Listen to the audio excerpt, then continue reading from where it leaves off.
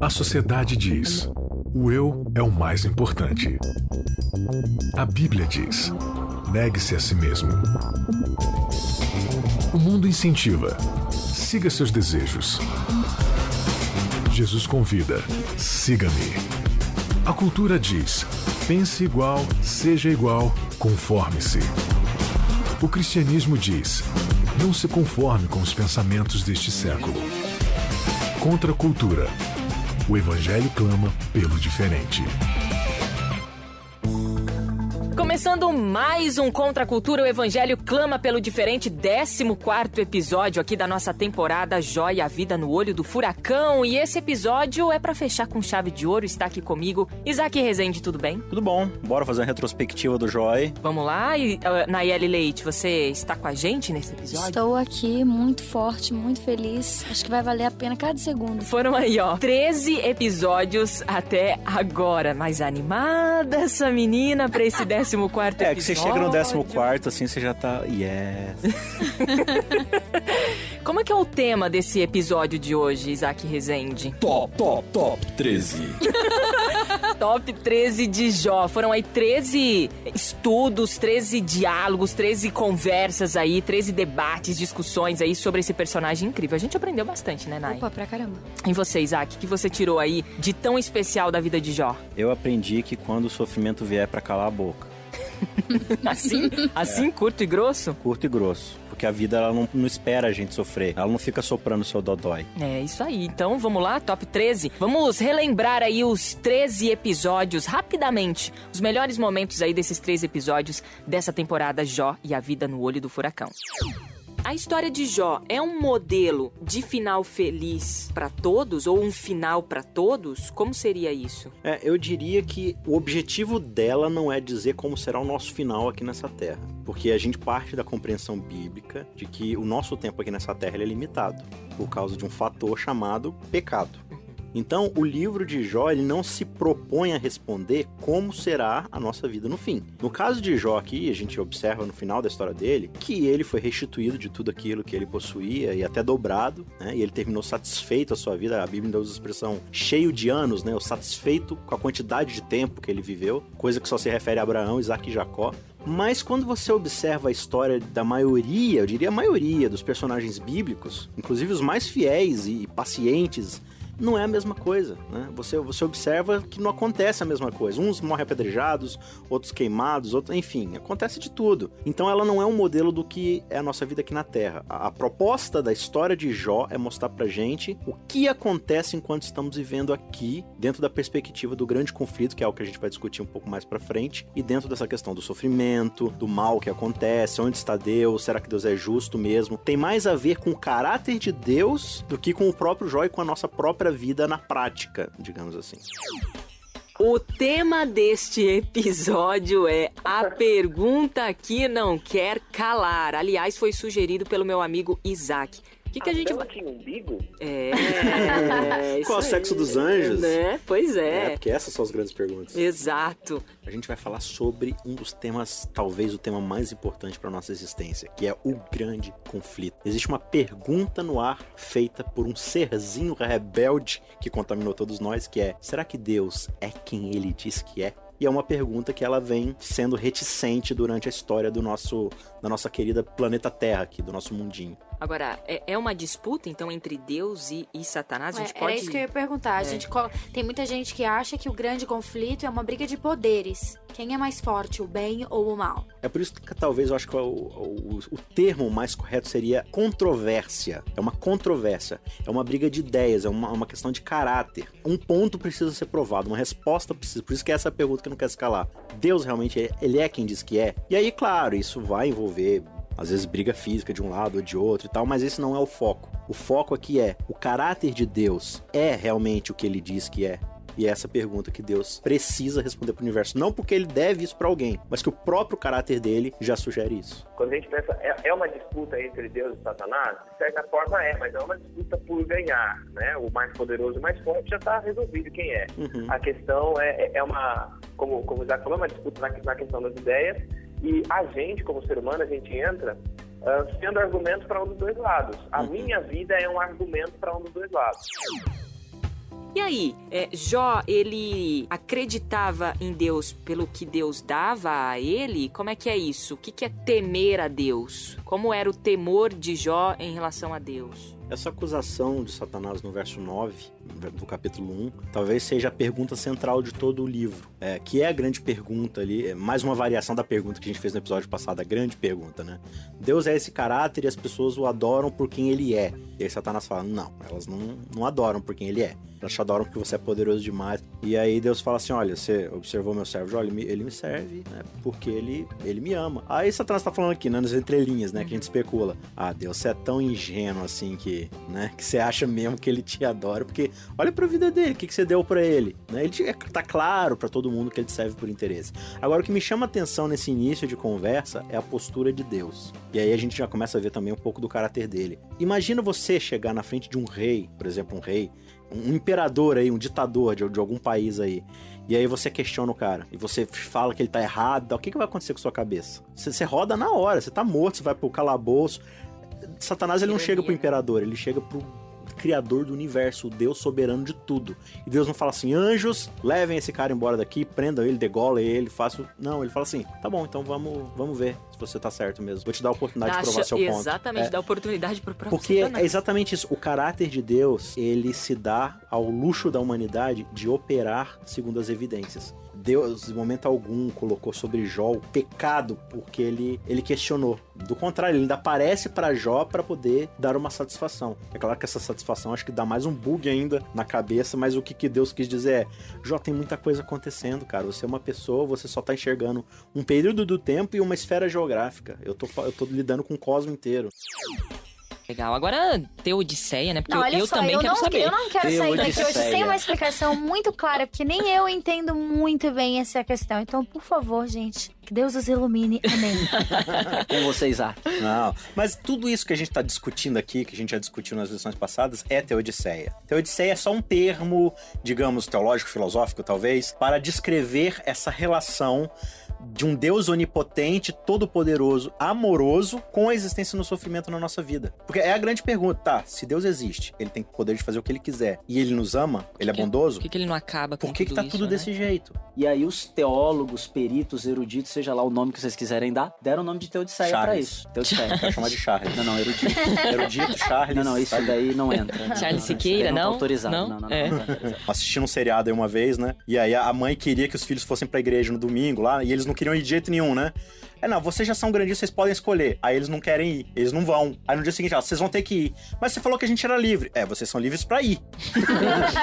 Pra não ir, vocês são livres, né? Então, quando a gente fala Totalmente desse Deus, ao contrário de parece Deus, que não funciona, porque não, você é livre pra escolher, mas se você não escolher, eu vou te prejudicar. Que Deus absurdo é esse que ele diz assim, olha, se você não me amar, eu vou te dar um câncer. Então eu vou te dar um câncer pra quê? Pra você me amar. Agora que você tem câncer, não é assim que funciona. E é justamente esse tipo de acusação que Satanás tá fazendo, né? No caso de Jó, era as riquezas. Ele te ama porque você tá abençoando ele. Não, o outro ali com câncer, ele só te ama porque você tá causando medo nele. Eu quero morrer. Mas não é com essa entonação, Bianca. É tipo, eu quero morrer. Quero morrer. Entendeu? Eu quero Da Bianca morrer. não leu o negócio com a entonação certa. Não, eu interpretei do jeito que eu quis. É meio deprê. Tipo, eu quero morrer. É Desse jeito você bem nunca vai deprê. morrer. Essa é uma morte bem racional. Desse jeito você não tô morre, achando que eu não. quero Já morrer. apresentando, Desse então, jeito. os nossos convidados. Ela que se manifestou primeiro. Autoapresentáveis, Nayeli Leite. Olá, boa tarde. Aqui é Isaac Rezende, maldito dia que eu me comprometi de gravar esse podcast.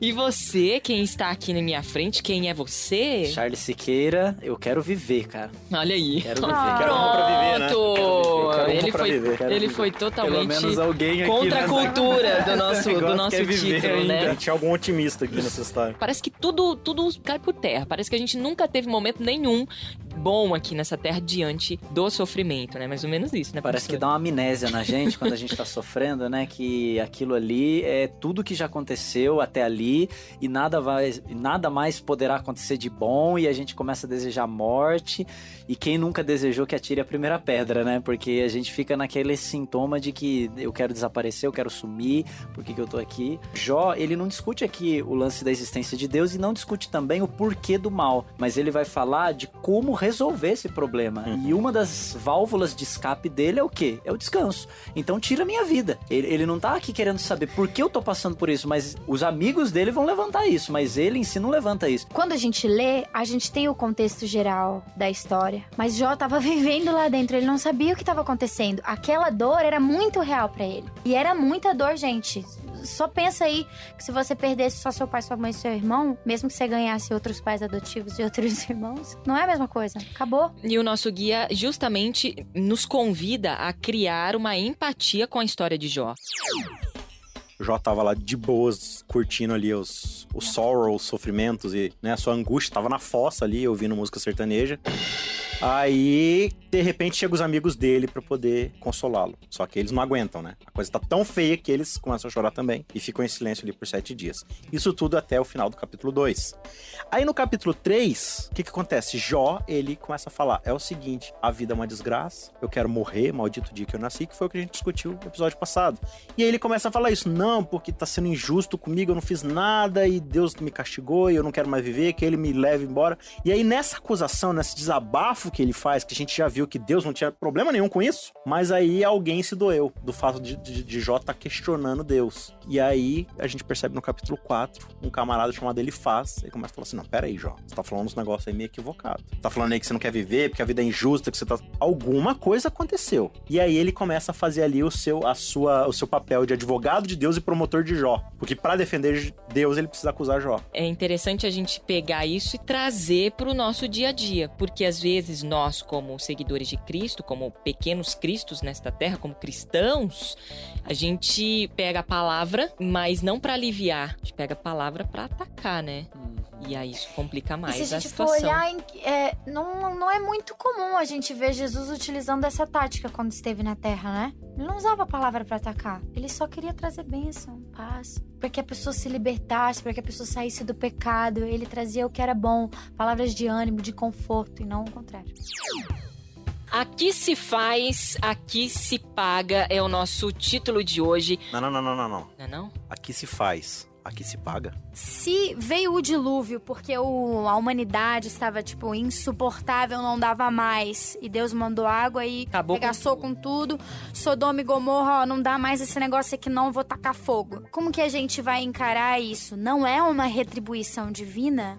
Retribuição é quando assim, você fez isso e eu vou te castigar porque você fez isso. Você observa no restante da Bíblia, dificilmente Deus vai agir em relação a isso, né? Tipo assim, alguém pecou, eu vou matar essa pessoa porque, né, vou castigar essa pessoa porque ela me desobedeceu. Tem mais a ver com um fator pedagógico e limitador do pecado. Agora, o lance de juízo, né? Quando a gente fala, a gente vê um Deus. Então, juízo é diferente de retribuição. Olha aí, é diferente de punição, então. Sim. Então é legal a gente falar sobre isso, porque eu acredito que sim, Thiago. A gente vê um Deus no Velho Testamento, por exemplo, que eu acho que a punição e a retribuição, elas fazem parte do juízo, mas o juízo não vem pra punir. O juízo, ele existe gratuitamente. Só porque Deus não gosta. O juízo, ele é mais do que simplesmente vingança ou punição. Mas existe um componente de punição, existe um componente retributivo. Por que existe um componente retributivo? Porque é justiça, entendeu? A justiça, ela se compõe nessa coisa de expectativas cumpridas e expectativas não cumpridas. É que também a gente não precisa ficar tão incomodado com Deus.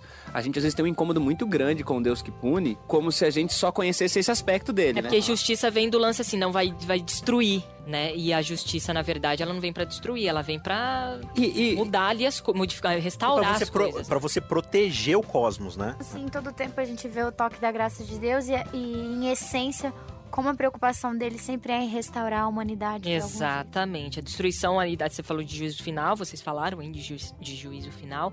A destruição da humanidade não vai ser por uma razão punitiva, mas para restaurar, né, Isaac? Eu acho bem bacana, assim, a gente... É o que o pastor falou. Tem a punição do pecado nesse sentido do juízo, de realmente acabar com o pecado, porque tem que ficar uma lição pro universo todo do que o mal é capaz de fazer com a gente. Mas não é uma vingança cega de Deus. É uma justiça pedagógica, é uma justiça restaurativa, é uma justiça para erradicar o mal de uma vez por todas, de acordo com o caráter dele, que é de amor. Eu aprendi com Jó e hoje eu vim protestar. Oh, Jó, ele protestou, né? Assim como a Nayeli veio, assim, sabe? Com esse Eu acho que discurso aí de eu, na protesto posição de hoje. Jó, teria feito a mesma coisa. E às vezes a gente ainda faz, que a gente acha que as coisas que a gente faz fazem muita diferença, assim, no nosso contexto de vida. Então, se eu tô fazendo tudo que na minha cabeça tá certinho, poxa, eu tô comendo assim, eu tô fazendo exercício físico, eu não tô falando palavrão, eu não tô assistindo sei lá o quê, entendeu? Então eu já começo a protestar com Eu Deus. leio a Por que que eu tô Bíblia, eu leio a sofrendo? lição da Eu vou escola na igreja sabatina. e tal, por que eu tô sofrendo? Por que tá caindo essa maldição em cima de mim, né? E Jó protestou isso aí mesmo. Pô, eu sou bom, mas por que eu tô sofrendo? Mas o que eu fiz? O que tá acontecendo? Esse foi o protesto dele, né, Isaac? Isso se a gente levar em consideração, na parte da premissa, que a gente já tá do lado de Jó e não dos amigos dele, né? Do jeito que a gente é mala, tá, a gente pode não ser, assim, aquela pessoa realmente maldosíssima, mas a gente não é bom. Mas não significa que a gente entendeu? tem mal dentro. E se a gente for parar pra pensar que a intenção de Deus foi criar um mundo que reflita o caráter dele, que é de amor, generosidade, compaixão, será que a gente é inocente no fato de que a gente não representa esse caráter? Que a gente é justamente o oposto desse caráter? A gente é egoísta, a gente quer tudo pra nós, a gente faz tudo pensando ou na nossa preservação ou em ganhar algo com isso. Entendeu? Então, tipo assim, o mundo hoje, muito assim, do sofrimento que a gente tem hoje, é resultado do nosso próprio egoísmo. Se você vê o tanto de cataclisma natural que tem hoje, é fator de anos e séculos de exploração. Por quê? Gente querendo lucro, gente egoísta. Ah, mas eu não destruo a Mata Amazônica. Mas deixa a luz acesa, não fecha a tampa, escova o dente com a torneira acesa. Aí, mas sou só eu fazendo com a torneira acesa, né? Nossa, moderna essa torneira Cara, aí. que torneira massa essa, né, cara? A gente até falou do capítulo 10, acho que na semana passada, né? Que é um Jó olhando pro sofrimento e desabafando sobre o sofrimento. O livro de Jó começa a ser um desabafo sobre as acusações e não agora só sobre dor. Jó agora ele não está apenas falando sobre as feridas na pele, não está falando apenas sobre a perda dos filhos, ele está falando sobre o fato de que o caráter dele foi colocado como sendo a causa, a falha de caráter dele foi colocada como sendo a causa de todo esse sofrimento. E agora ele vai começar a justificar e ele vai falar sobre isso. Deus vai aparecer, e esse que é o negócio. Qual que era a esperança de Jó? De um Deus que ia aparecer e explicar. De um Deus que ia aparecer e dar respostas. De um Deus que ia aparecer e justificá-lo diante das pessoas. Não justificá-lo porque, olha, é justificado pela fé. Sim. Não, é uma justificação diante das pessoas. Deus ia vindicar o caráter de Jó. Que vocês estão falando de mim. Certeza que Deus ia vir e vindicar o pai. Quando ele fala, ainda que ele me mate, nele esperarei, eu vou até o final da minha vida esperar que ele apareça. Isso. Uau. Pra mim, a declaração mais fantástica do livro de Jó é ele chegar no final e falar assim, antes, eu falei tanto de Deus em 42 capítulos, só que antes eu só conhecia ele do que eu tinha ouvido falar. Agora eu conheço ele. Cara, Isso é 42 capítulos depois. Então, e a Bíblia é muito disso, né? Abraão, pai da fé que mente quando tá com medo, que joga a esposa dele na mão do outro quando se sente ameaçado, mas no final, ele é o pai da fé, porque ele teve uma caminhada com Deus. E a gente tem que entender isso, porque senão a gente vai fazer que nem os amigos de Jó, sair fazendo acusações, defendendo Deus de acordo com a compreensão deles, e muitas vezes a gente pega a nossa experiência com Deus e tenta aplicar, usar de vestimenta no outro. Então eu julgo o outro com a experiência que eu tenho com Deus, em vez de avaliar a experiência que ele tem com Deus, o crescimento que ele está tendo com Deus. Vimos mais um personagem que entrou na história, o tal do Eliú. Ele aparece um pouco iradinho, né? Um pouco nervoso. Um pouco cabeça quente. Mas daí ele repete também muita coisa do discurso dos amigos anteriores que passaram.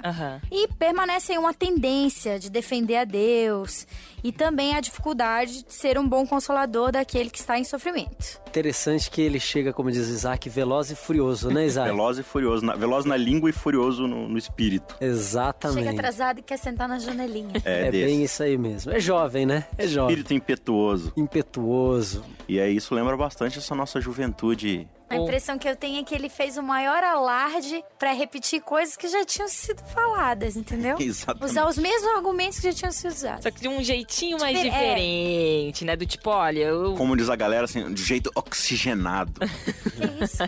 Não sei, é a galera jovem que fala. Ah, é? Nossa, a gente já deve estar bem velho, então. Não sei, né? Analisando, a gente tá agindo de igual modo nessa atualidade, olhando pros veteranos e falando, nada a ver. Mas na verdade a gente pega o discurso deles, dá uma mudadinha, mas a essência é a mesma.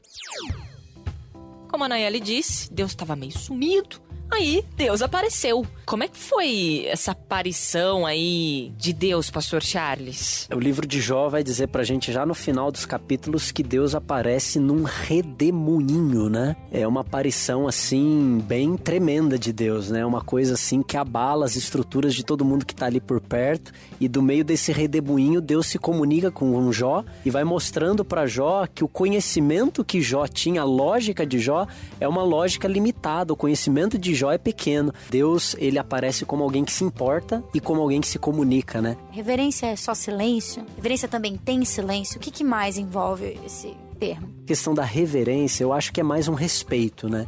É um respeito para aquilo que está acontecendo. Existem ambientes em que está acontecendo alguma coisa que eu tenho que respeitar aquele momento. Então, por exemplo, é o momento de a gente conversar, então eu acho que é uma reverência, um respeito que a gente converse. Agora, existe um momento que é para ouvir, existe um momento que é para você louvar, para você cantar. No fim das contas, reverência é você ter a consciência do lugar onde você está e diante de quem você está. E aí entra outra questão. E o porquê, né? Sim, do porquê, do propósito. O propósito que você está fazendo ali. Agora, uma coisa a gente precisa entender também, né? A nossa postura diante da aparição de Deus. A Bíblia diz claramente: o Senhor está no seu santo templo, calem-se diante dele todos os povos. Por quê? Deus tem todas as respostas, tem todo o conhecimento. Quando você vai diante de um médico ou assistir uma palestra, quem fala é você, o palestrante. Então, por exemplo, quando a palavra é exposta e a ideia ali é a gente estudar a palavra, vamos respeitar, vamos fazer o silêncio, vamos deixar a Bíblia falar, vamos deixar Deus falar. Agora, é tanta irreverência você conversar durante uma exposição bíblica como um expositor bíblico não respeitar a Bíblia na hora de pregar. Isso é reverência com o texto bíblico. Deus não tá nem se preocupando tanto em dar satisfação pra Satanás, ele tá dando satisfação pra Jó. Né? Então a máscara dele ele cai porque a acusação dele de que não era possível alguém obedecer a Deus ou amar a Deus, servir a Deus por pura liberdade. Sim. Né? Essa história sua, Deus, de que liberdade existe, liberdade de consciência, é mentira, porque ou a pessoa vai te obedecer por medo de você, ou vai te obedecer porque você abençoa, né? E aí, na vida de Jó, nós vemos um Jó que, em momento algum, ele fala: não, eu não creio mais em Deus, eu não gosto mais de Deus, tô de mal de Deus, porque ele fez isso comigo. Não, eu quero ver Deus, eu quero que ele me responda o que está acontecendo, mas eu confio nele, diante da morte, diante de qualquer coisa. Então, a máscara de Satanás caiu porque a acusação dele ali foi infundada. Mas quando a gente amplia um pouco mais o panorama bíblico e vai para toda a revelação divina, a gente chega nos evangelhos e a gente se prostra diante da cruz, que é uma cruz que ela responde de uma vez por todas que a máscara de Satanás caiu. Não só no caso de Jó, mas diante de todo o universo. Título nosso aqui de hoje é O Santo Jó. Santo Jó. Jó foi santo, Charles? Como é que você vê isso aí? Logo nas primeiras páginas do livro de Jó, me chama muito a atenção porque Deus aparece fazendo uma descrição de Jó, né? O livro de Jó, ele começa dizendo que Jó era justo, era reto, era íntegro e que se desviava do mal. E depois Deus confirma essa mesma descrição quando ele vai falar com Satanás. Eu achei interessante porque Deus, ele tem uma opinião, né, sobre Jó. Ele tem uma opinião sobre nós. Ele tem uma maneira de olhar e de ler a nossa vida e de avaliar a nossa vida, né? Então, o que é santidade, na verdade, nessa busca por perfeição que a gente confunde tanto? Santidade é o processo, e o George Knight fala isso, né, um dos grandes historiadores da Igreja Adventista, ele fala: santidade nada mais é do que o processo gradual pelo qual você vai se tornando mais amável, né? Então a santidade, ela tem esse caráter prático. Se você vai, por exemplo, em Levíticos 19, né, que é um capítulo que Deus está falando, né, sejam santos, povo de Israel, sejam santos. Aí Deus começa a falar coisas que Israel precisa fazer para ser santo. Aí ele fala assim: olha, se cair uma fruta da árvore da sua plantação, não pega, deixa pro outro. Mas o que isso tem a ver com santidade? Porque o santo, ele olha assim: tem gente que precisa mais disso do que eu, então eu não vou ser ganancioso de juntar algo que eu não preciso, só para acumular, para ter riqueza. Eu vou deixar pro outro. Então, ó, quando você for nesse processo de santidade, não fala mal do cego, né, do surdo, não fala mal do surdo e nem coloca pedra de tropeço pro cego. Ou seja, não fala mal de quem não pode te ouvir, né? Tenha caráter de não falar mal de quem não pode te ouvir. Não tenta, assim, passar perna ou judiar de alguém que não pode te ver. Por quê? Porque santidade também é algo que tá no meu íntimo, quando ninguém pode ver ou me ouvir. Então Deus tá falando que a santidade que ele quer do povo é que o povo se torne generoso, amável, humilde, né? Tá aí pra você os melhores momentos dessa temporada Jó e a Vida no Olho do Furacão. Foi muito bacana, muito legal. A gente aprendeu várias coisas interessantes, mas a gente se despede assim pra nunca mais voltar? Nunca mais a gente vai voltar nesse tema por enquanto.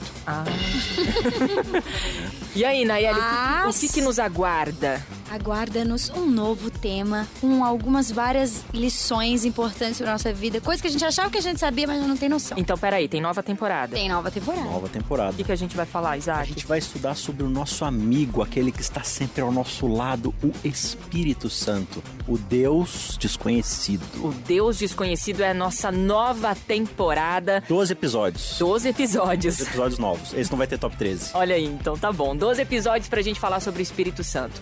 Do mais é isso, a gente agradece demais o seu carinho, a sua participação de sempre. O Contra a Cultura fecha o ano com chave de ouro pra você, um ótimo ano novo. E a gente se encontra o ano que vem. É isso, galera? Só ano que vem agora. Só o ano que vem. Beijo, Nai. Beijinhos. Beijo, Isaac. Falou. Valeu, galera. Contra a cultura. O evangelho clama pelo diferente.